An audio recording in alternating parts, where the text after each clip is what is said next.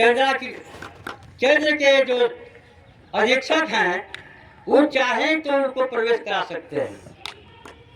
लाख विनती करने के बाद उनकी प्रवेश यानी 1 घंटे के बाद परीक्षा में सम्मिलित हुए और 1 घंटा में ही लिख करके, जबकि 3 घंटा समय था, 1 घंटा में लिख करके कॉपी को जमा कर दिया। और जब उनका परीक्षा फल प्रकाशित हुआ तो सबसे उत्तीर्ण हुए थे, लेकिन उनकी कॉपी जो देखने वाला था तो उनकी कॉपी में आज भी लिखा हुआ है कि examinee is better than examiner, यानी जांच करने वाला परीक्षा देने वाला जांच करने वाले से बेहतर है। परीक्षा देने वाला जांच करने वाले से बेहतर है। इस तरह के प्रतिभा के धनी हमारे डॉक्टर राजेंद्र प्रसाद थे और वे परीक्षा पास की, लेकिन वे हमारे देश के स्वतंत्रता संग्राम में सम्मिलित हुए। एक बार की घटना है, क्योंकि आप जानते हैं कि पंडित नेहरू एक ऊंचे खानदान के व्यक्ति थे।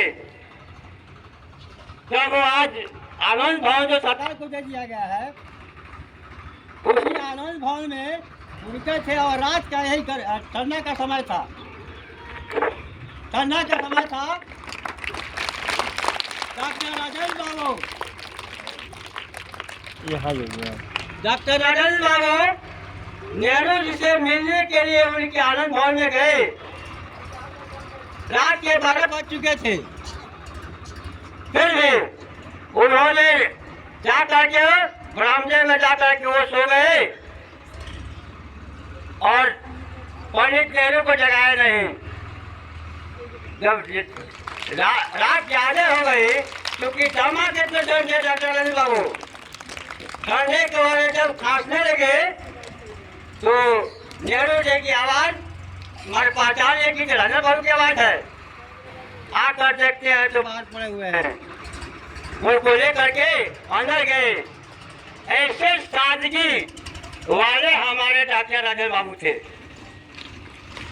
और जब हमारा देश आजाद हुआ 15 अगस्त 1947 को, और जब हमारा देश का संविधान बना, तब वे हमारे देश का प्रथम राष्ट्रपति के रूप में सुशोभित किए गए और वे राष्ट्रपति पद पर थे। बहुत बड़े एक ईमानदार व्यक्ति थे। और आजकल जो हमारे देश के राष्ट्रपति हो, प्रधानमंत्री हो, वैसे व्यक्ति नहीं हो सकते। वो एक ईमानदार व्यक्ति थे और ईमानदारी की राजनीति होती थी। आज की राजनीति वो राजनीति नहीं है। मैं इन्हीं शब्दों के साथ फाइल पर विराम देता हूँ। मैं कुछ और लेकर आया था, लेकिन अगले आएंगे तो आपको बताएंगे।